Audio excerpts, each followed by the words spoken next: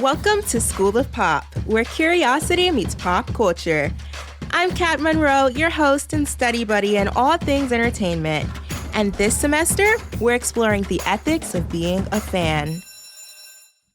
Welcome back. It's been a minute. My last episode dropped last August, and since then I've been dreaming up a whole new version of the show. Between working full-time, finishing grad school, and pulling together all of the ideas that I had for this relaunch, it took a little bit longer for me to come back than I thought. But I'm really proud of what I've built, and I cannot wait to take you all through it. In the meantime, life has been busy. I went to the MTV VMAs, I made my return to Saturday Night Live, and not just any episode, it was the holiday show with Martin Short, Hozier, and that insane five-timer sketch where everyone showed up. Paul Rudd, Tom Hanks, John Mulaney, Emma Stone, Kristen Wiig, so many people. And me and my friends sat on the floor for it. It was a top-tier moment to experience in Studio 8H. I also hit another stop on the Eras Tour, shout out to Miami Night 3, and finally got to see Zayn live in concert for the first time. So many fun pop culture adventures over the last 9 months, but I won't sit here and recap everything. If you follow along on Instagram at Fan Fave Media, you've probably already seen a lot of it. In short, I've been very booked, very busy, but I'm very excited to be back on the mic. So let's back up for a second and talk about what exactly this podcast is now. If you've been following since Fan Fave with Katrina launched in 2022, then you already know this is a whole new era. This is School of Pop. Not just a name change, but a total reimagining of what I want this show to be. Looking back, I wasn't happy with how the podcast was going before.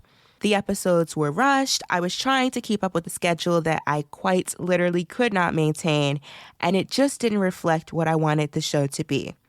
So I took a step back, started fresh, and built this new version intentionally, thoughtfully, and way more organized. I've been chipping away at this season since October, and a lot of it is pre-recorded, so yes, we are reliable now. I promise I will not vanish again. One of the biggest changes here is the format. Before, I covered a lot of different things: music, movies, television, theater, even award shows and fan news. And while I love all of that, the podcast started to feel a little scattered. Like one week I'd be reviewing an album, the next I'd be talking about a Broadway show, and then randomly a video game, which fine for me, but I realized that for you all, the listeners, it could feel unpredictable and a bit hard to follow. So I made the decision to niche down, and as someone who loves every lane of pop culture, that felt impossible. But then I realized I don't have to limit what I talk about, I just have to organize how I talk about it. And that's part of how the school theme was born. I started brainstorming season ideas where everything could follow one significant thread, and the first one that just stood out to me that I was like, I have to start with this one, it was Fandom Ethics, because it's so timely. It's what so many people have been talking about. And I think for a pop culture podcast, it's very relatable because people that love this stuff, we're all fans and we want to make sure we're connecting with things in the right ways. So it just felt like the right start to get the ground running with this new era of the podcast and for our future of engaging with pop culture as the show continues. And I'm going to talk through the season topic and what it means in a minute, but it's actually kind of funny because a good chunk of these episodes that are in this season have been in my master doc of podcast episode ideas for years. Like so many of these things I have been itching to talk about for a while, and I'm so excited because I was just able to thread them together and explore them all in one cohesive season. And the presentation for this season in specific was always going to be educational, like an unspoken rules of fandom type of thing.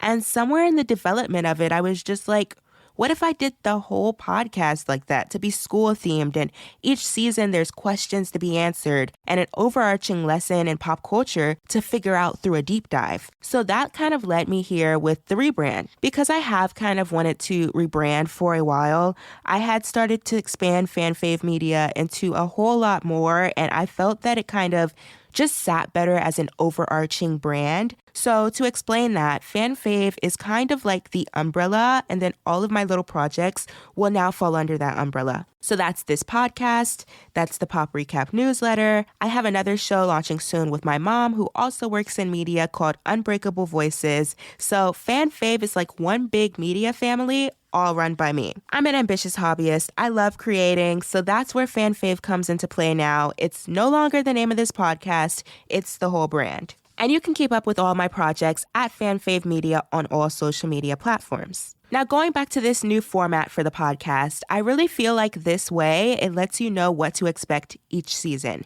It's like you're signing up for a fun class where we tackle big questions together, and there's built-in season breaks because I'll be following a school release schedule. Plus, I just thought the school theme would be cute. I'm a marketing and PR girly. That's what my master's is in. I just love branding and creating and world building. So that's what this school thing is. And I hope you'll stick around for this new direction. I think it's going to be such a fun and engaging way to explore pop culture together. With that being said, I'll just quickly break down how School of Pop will work. Each season is considered a semester. We are now in the spring semester, yay. Each semester will have a theme or course that we are enrolled in, and every episode will be a different lesson that ties into that theme. We will also have lots of fun school-themed segments, from science experiments to show and tells, all to make your listening experience feel like you're really enrolled in a school for pop culture. Now, as I lean into this school theme, I do just want to quickly emphasize, I am an enthusiast, not an expert.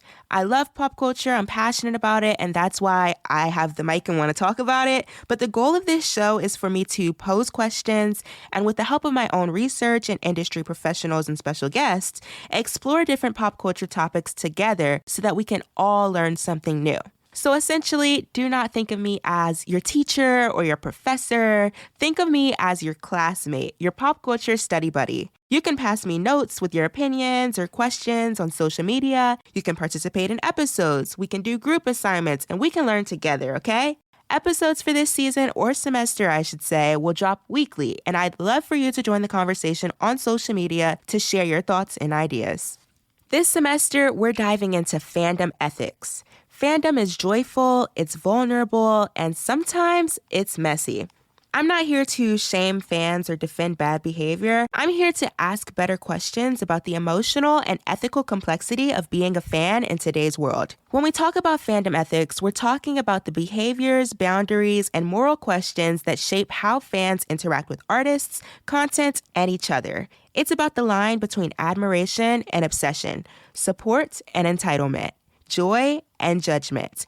Fandom can be such an incredible space for creativity, passion, and connection, but lately it feels like there's been both an increase in bad behaviors from fans and negative energy directed towards fans. We've all seen the headlines: fans throwing objects on stage, pushing boundaries at shows, or sparking chaos online. But there's also a growing habit of calling people too much for how they show love, or not enough to count as real fans.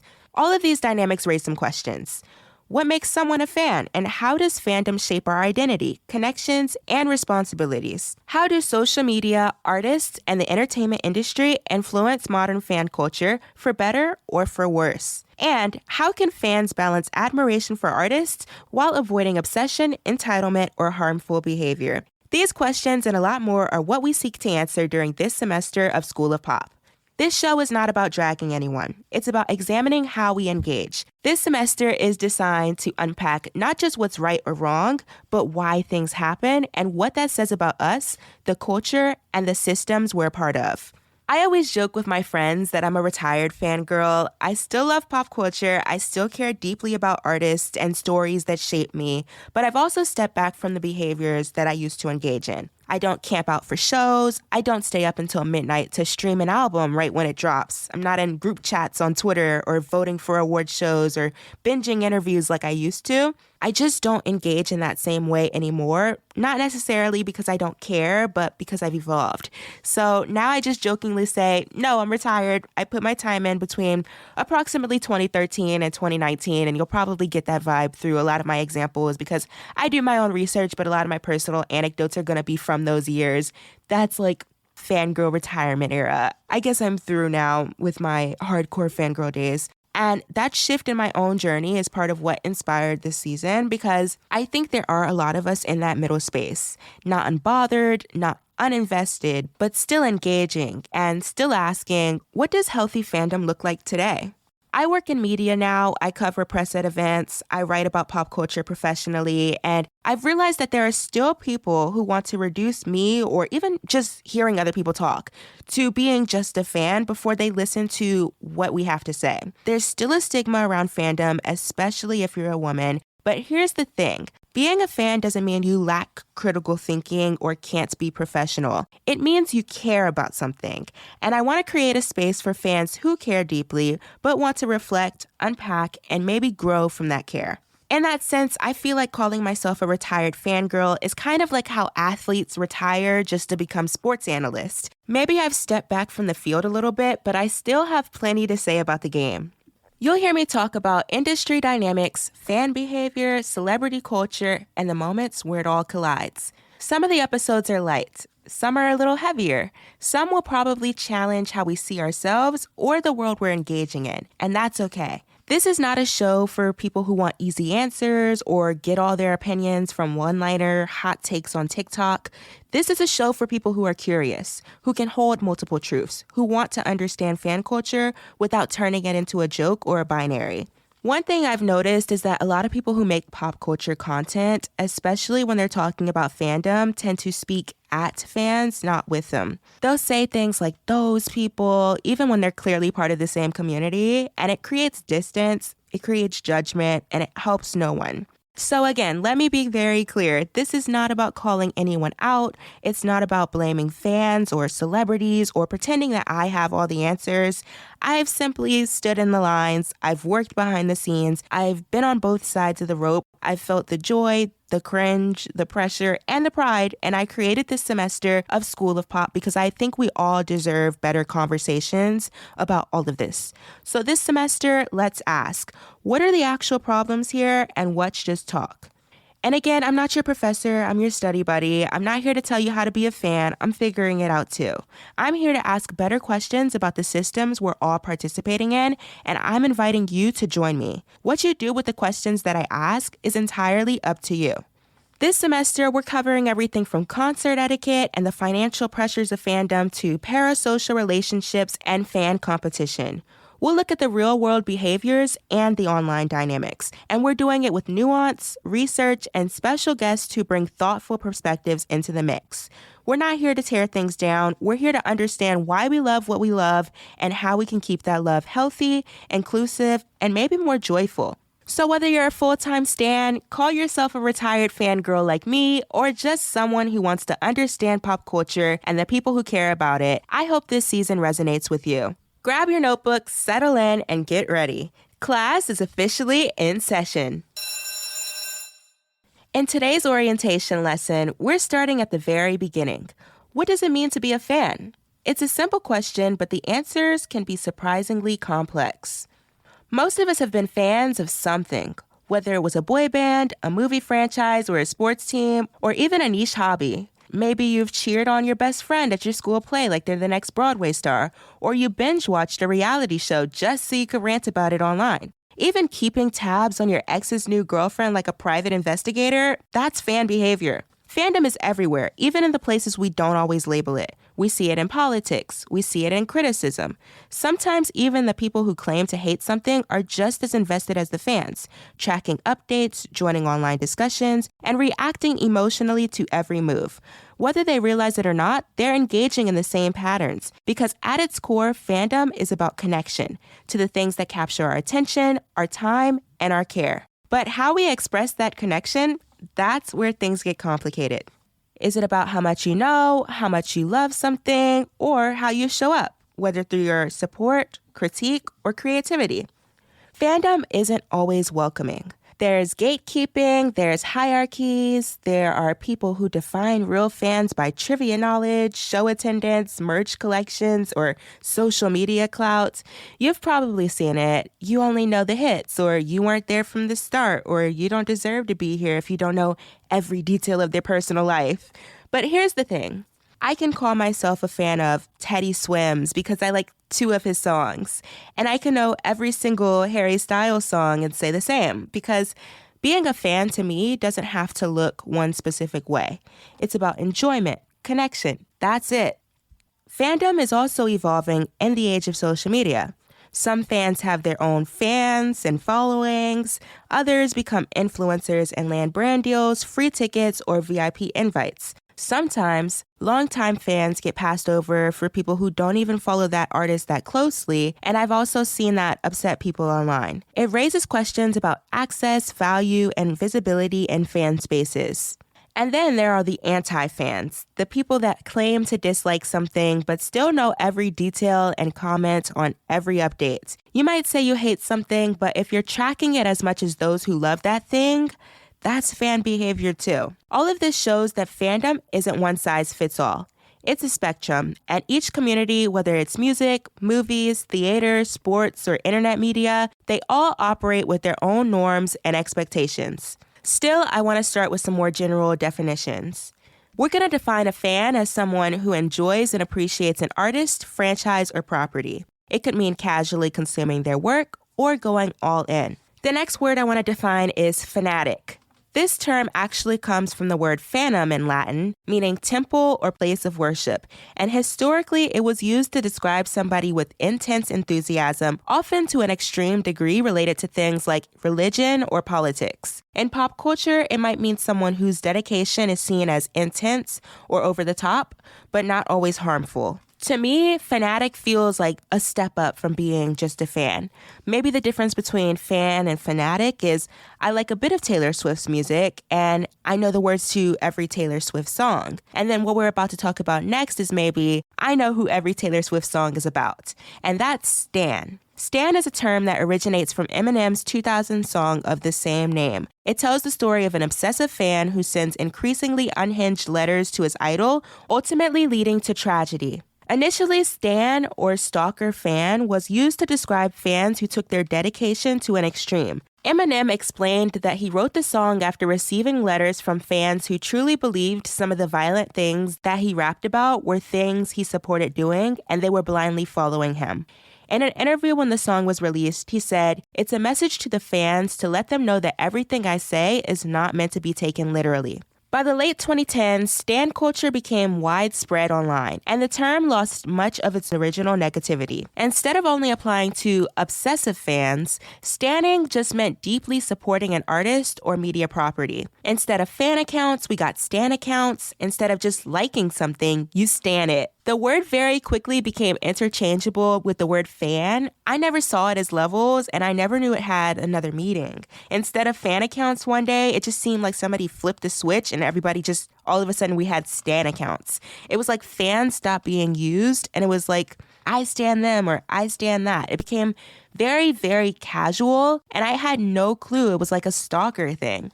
So it turns out that despite regularly having stan in my vocabulary in the past, I was not and have quite literally never been a stan. And I wonder because that's probably the case for a lot of people who use the word stan, especially among people who are my age or younger than me that may not know the Eminem song. I mean, I wasn't even born when it came out. So I wonder now, is stan just another word for fan now, or does it still carry a different weight? I think if we're going to define stan as something more extreme, it's that chronically online behavior, the kind where people spend any amount of money for access to a celebrity, they mindlessly defend them no matter what they do, and they attack others that don't agree. That's what I would call extreme stan behavior. And just to be clear, again, that's not really my focus with this semester. Yes, stan culture is a real issue, and we will talk about those extremes sometimes.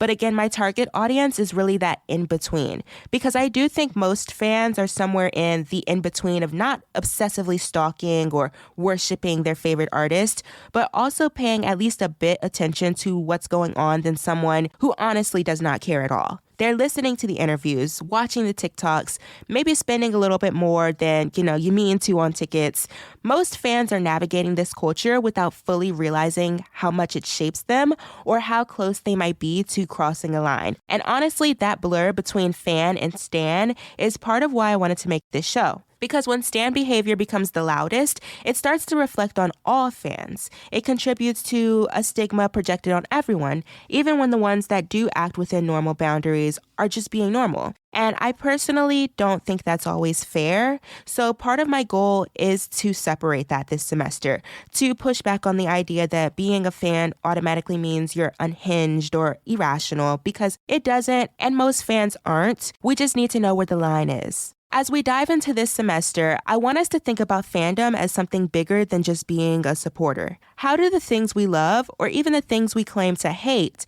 shape us? What does being part of a fandom mean for our identity, and where do we draw the line between love and obsession? Or should I say, the line between fan and stan? How is fandom shaping not just us, but the entertainment industry itself? And how is the industry shaping fandom?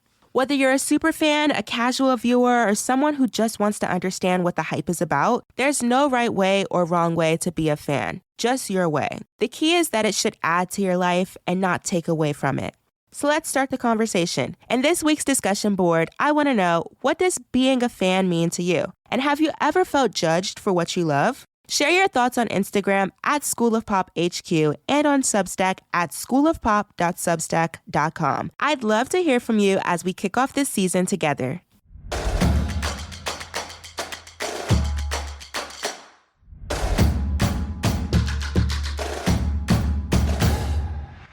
Thanks for attending class at the School of Pop. If you enjoyed this session, please complete a course evaluation by leaving a 5-star review and share the show with a friend for extra credit. Make sure you're subscribed to School of Pop on Substack so you can get your class notes and review what we discussed today, including your homework, aka the list of references and recommendations I gave throughout this episode. That's at schoolofpop.substack.com. You can also show your school spirit by following along on Instagram at School of Pop HQ. For more pop culture fun, follow at Fan Fave Media, the home of School of Pop, the Pop Recap newsletter, and so much more. See you in class next week. This has been a Fan Fave Media production.